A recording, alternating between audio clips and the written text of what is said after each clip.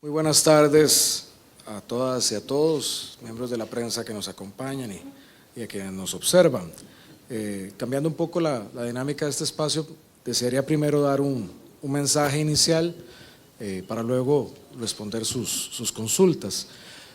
Lo primero que quisiera transmitir es y reiterar la voluntad, la vocación y la obligación del gobierno de estar abierto a la escucha, al diálogo y a la construcción con toda la ciudadanía costarricense.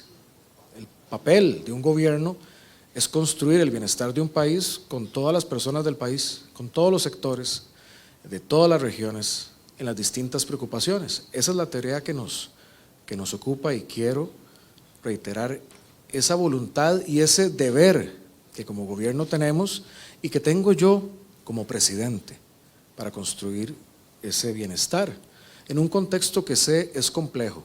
Yo creo que todos estamos claros en que estamos en un momento complejo, pero también de posibilidad para progresar como país, y ese es en el tránsito que estamos, para progresar, para salir adelante. Quiero hacer ese llamado, también un llamado a la calma, un llamado a la mesura, un llamado al respeto, que es muy importante en este momento, un llamado a la paz. Costa Rica es un país democrático, conocido en esa tradición democrática y de paz, institucional, y eso es algo que nos ha caracterizado y que tenemos que fortalecer en momentos en que necesitamos como país respuestas para nuestro desarrollo, hacer ese llamado.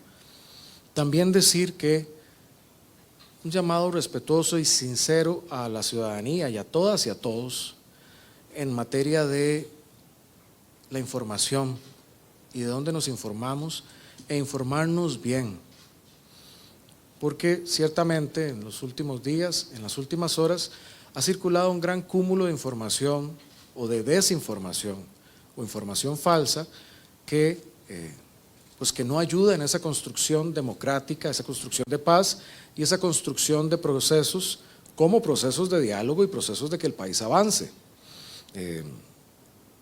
Y quería hacer esos llamados primero a la ciudadanía y obviamente con todo el respeto a través de los compañeros de la prensa, porque creo que en este momento es importante para el país y para salir adelante. Quiero mencionar algunos puntos particulares que creo que son de interés. Uno de los temas en la coyuntura actual que ha generado preocupación entre la ciudadanía tiene que ver con la entrada en vigor del impuesto del valor agregado, el IVA, a partir del 1 de julio. Y reconocemos que eso ha generado inquietudes, que ha generado dudas y preocupación. En reconocimiento de eso, para bajar, por decir así, muchas preocupaciones de sectores que nos lo han hecho llegar, es que hoy se ha anunciado que el gobierno respalda el proyecto de ley, el cual plantea una moratoria a las sanciones en relación de la implementación del IVA. Es muy importante, es una moratoria a las sanciones de la implementación del IVA. No es que haya una moratoria a la aplicación del IVA. El IVA se entrará a regir a partir del 1 de julio.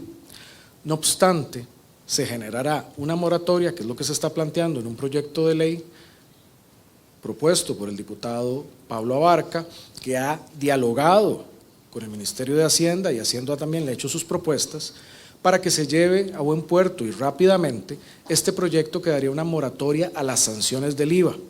¿Esto qué permite? Que las sanciones no empiecen a regir de los actos del 1 de julio hasta un periodo, y creo que la propuesta es de 3 meses. ¿Y eso qué nos va a permitir? Nos va a permitir que en esos 3 meses la gente se pueda acomodar, la gente pueda ordenar la parte de los procesos. Eso fue algo que, por ejemplo, sectores como el turismo, el sector agropecuario y otros consultaron, y lo consultaron nuestros ministros con ellos, y se buscó que eso era una forma para bajar esa preocupación que hay por las posibles sanciones. Yo agradezco al diputado en cuestión, agradezco al Ministerio de Hacienda haber encontrado ese punto de encuentro y espero que prontamente pueda ser votado de manera expedita por los diputados y diputadas como una forma de reducir esa preocupación que persiste en mucho del sector a partir de la implementación del IVA. También muy importante decirlo y recordarlo. Costa Rica es hoy uno de los pocos países del mundo que no tiene impuesto de valor agregado, que no tiene IVA. La gran mayoría de los países del mundo tienen un impuesto de valor agregado, lo utilizan, lo implementan y son economías que están bien y que crecen. Ese será el caso también de Costa Rica. Ahora, ciertamente, es un cambio grande en nuestra cultura tributaria. Es un cambio grande, probablemente uno de los más grandes en décadas. Reconociendo esto, es que hemos planteado este proyecto en el acuerdo de Hacienda con el diputado Barca, que también le agradecemos su gestión en este sentido, para que esto sea una realidad y nos ayude a hacer este tránsito de una manera más calma, más tranquila. Y también en ese sentido he instruido a varios ministros, y ellos ya están en esas tareas y con buenos avances, para con sus propios sectores ir evacuando dudas que persisten. Hay muchas dudas que son relacionadas por temas de falta de información o interpretaciones que no son, y ahí Hacienda también nos ha ayudado. Pongo el ejemplo de diálogos que estableció COMEX con, un ejemplo, las navieras, y ahí ya ha habido entendimientos que se comunicarán prontamente. Lo ha habido en el sector agropecuario, con don Renato del MAC, con el sector agropecuario, para aclarar muchos puntos. Hay unos puntos también, por ejemplo, en el sector turismo con doña María Amalia, que ha estado en contacto con el sector para aclarar esos y otros elementos. Entonces, decir que ese trabajo se ha llevado adelante y se ha generado.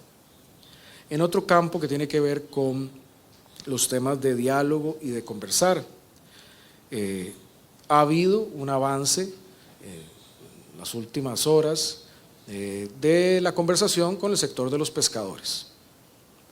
Ahora le pediría a don Juan Alfaro, que el viceministro de Diálogo que ha llevado ese tema, que profundice en ello, pero reiterar nuestra vocación de conversar con ese sector. Con ese sector, desde el año pasado se tienen varias mesas, con el sector de palangre, con el sector artesanal, con los distintos sectores pescadores, para buscar solucionar varios de esos temas, en los cuales hay algunos puntos con acuerdo, cosas en que se ha avanzado y cosas que necesitamos ver. Yo quiero también reiterar, porque creo que se malinterpretó de lo que yo dije ayer, yo tengo voluntad de reunirme con el sector, ¿sí? Como tengo voluntad de reunirme con distintos sectores, pero ciertamente en un diálogo productivo, primero, de resultados, y no en un marco, o no en el marco, por ejemplo, de lo que ocurrió días atrás acá a las afueras de Casa Presidencial. No me parece que ese sea el marco oportuno para tener un espacio de esos.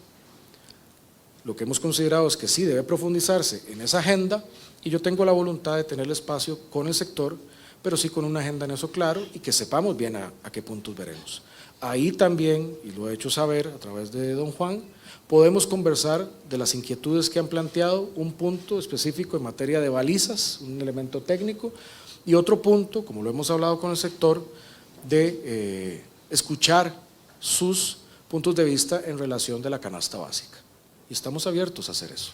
Y esa apertura está, y ahora don Juan podrá profundizar un poco en ese espacio. Similar espacio se ha abierto desde antes, que había un diálogo, pero también más recientemente, con el sector de transporte, los transportistas. Algunos elementos también tienen que ver con el IVA, y ahí Hacienda tiene claridades que dar, don Juan puede compartir en ese punto también, pero a la vez hay otros temas que ya se ha trabajado o desde comercio exterior o desde otros vinculados con uno en particular, lo que es el cobro que está haciendo Nicaragua a los traileros costarricenses. Eso obviamente tiene que ver mucho con la relación, con la situación política de aquel país. Pero nosotros ahí también, como lo ha hecho COMEX y otros, tenemos esa voluntad de buscar opciones y soluciones. Ese diálogo está y esos canales están abiertos. Decir también que parte de ese ánimo de diálogo, y ahora le pediré a don Steven que profundice en eso, ha estado en la conversación en relación al proyecto de huelgas que está en la Asamblea Legislativa. Semanas atrás, ustedes recordarán, yo instruí al ministro de Trabajo, creo que lo comentamos en esta misma mesa, que asumiera un rol con apoyo de la OIT y otros para dialogar con los sindicatos y con la Asamblea Legislativa cuál era el mejor proyecto que nos daría a todas y a todos certeza jurídica en materia de huelgas. Recordamos que, es más, me comentaba un alcalde días atrás que la huelga suya del año pasado, en el marco de lo que fue la huelga el año pasado, esa huelga todavía no tiene declaratoria, ya va a ser un año.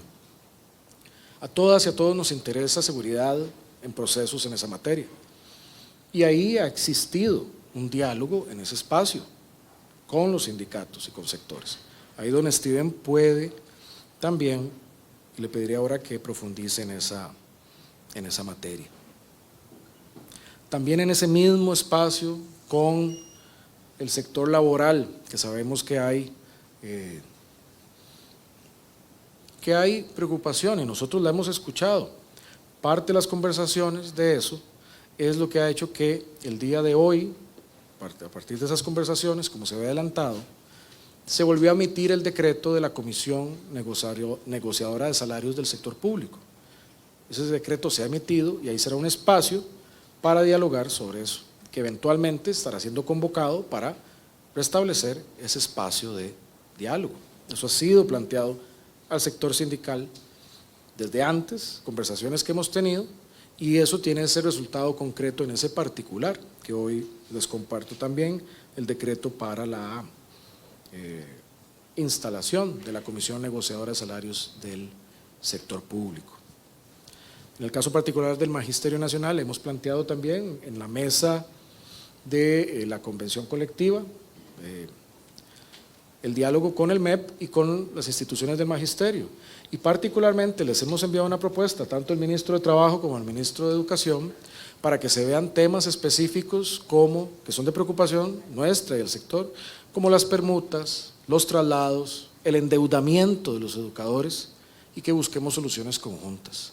Eso fue algo planteado días atrás por nosotros y que está vigente para que entremos a resolver esas materias. Sí decir que en el tema también con lo que son movimientos en el tema de centros educativos, importante decir, creo que aquí debemos partir primero de la información que es cierta. Quiero ser categórico en esto, no hay una política o una directriz de este gobierno para lo que se ha mencionado de instaurar un tipo de baño particular. Eso no existe. No hay una política para hacer eso. No la hay. No hay una directriz diciendo el baño tiene que ser así. No la hay. Tampoco se instituyó para el día 28 una festividad particular. Eso es falso. Eso no es cierto. Y ustedes conocen que el debate, por ejemplo, el tema del proyecto de educación dual, que tiene años en la Asamblea Legislativa, lo que busca es normal cómo se hace la parte de aprendizaje dual, tanto en el centro educativo como en un centro de trabajo, y buscar cuál es la forma de generar eso. Y eso es una discusión en la Asamblea Legislativa que tiene como fin abrir las oportunidades de trabajo para muchos jóvenes. Pero bueno, eso tiene una discusión técnica legislativa. Similar en el tema de las pruebas FARO. Una de las grandes críticas en nuestra educación fue que el bachillerato es un cuello de botella. El examen de bachillerato no le permite a mucha gente graduarse, por eso lo quitamos, por eso se quitó, para facilitar la educación. Y se creó este nuevo mecanismo. Digo esto porque creo que la conversación en ese sentido tiene que estar basada sobre lo que es real y también distinguir lo que no es, lo que es falso. Y es muy importante ese llamado que les hacía, que como país tengamos una conversación serena sobre información veraz de lo que son cosas y lo que no son cosas. Pero creo yo profundamente en Costa Rica y creo en su capacidad. Y eso a mí me da una gran tranquilidad y una gran convicción de que este país puede salir y está saliendo adelante. Pongo algunos ejemplos también antes de pedirle a tanto a don Juan como a don Steven que profundicen en esos temas en particular y sin detrimento de que con todo gusto abordemos otros. Puntualizo uno también, el caso por ejemplo, del proyecto de ley sobre Habdeba. El proyecto de ley sobre la transformación de Habdeba nace de un diálogo del ministro de Trabajo, de la presidenta ejecutiva de Habdeba, del MOP, con los trabajadores, con el Sintrahab, donde ahí se llegó a un acuerdo de un proyecto y se firmó. Y eso es lo que se presentó a la Asamblea Legislativa. Hubo un proceso de construcción y diálogo. Y eso es lo que está hoy y que tiene que tener una transformación importante y que agradecemos a la Asamblea Legislativa ya haberle asignado comisión en Gobierno de Administración con un trámite rápido, porque es importante para el país. Y también para que se tramite el presupuesto extraordinario que ya está presentado también. Sumar en ese tema, ante la preocupación también de los temas de la fiscalización de TSM y la parte tarifaria, como hemos conversado aquí también, tanto don Rodolfo Méndez ya como doña Andrea tienen un canal de comunicación con APM Terminals para ver estos diferentes puntos, tanto en materia de la operación como en materias tarifarias, de los que está en proceso, y esperamos pronto también poder comunicar cuál es el avance de eso. Y por otra parte, se tiene informado de estos avances a los sectores exportadores de que estamos trabajando en esto para dar una solución de algo que venía fijado en el contrato tal cual se hizo años atrás y que hoy le estamos buscando una solución por el bien de las exportaciones del país. Pongo dos ejemplos que me parecen importantes, que ustedes, por ejemplo, y lo sé porque don Michael me comentó que muchos colegas o ustedes mismos, otros colegas han consultado Fuerza Pública, que sí es cierto que se estaba quemando un vehículo. Don Michael dice, eso es una imagen vieja que se ha puesto a circular, o que si había un tumulto en San José y si había disturbios.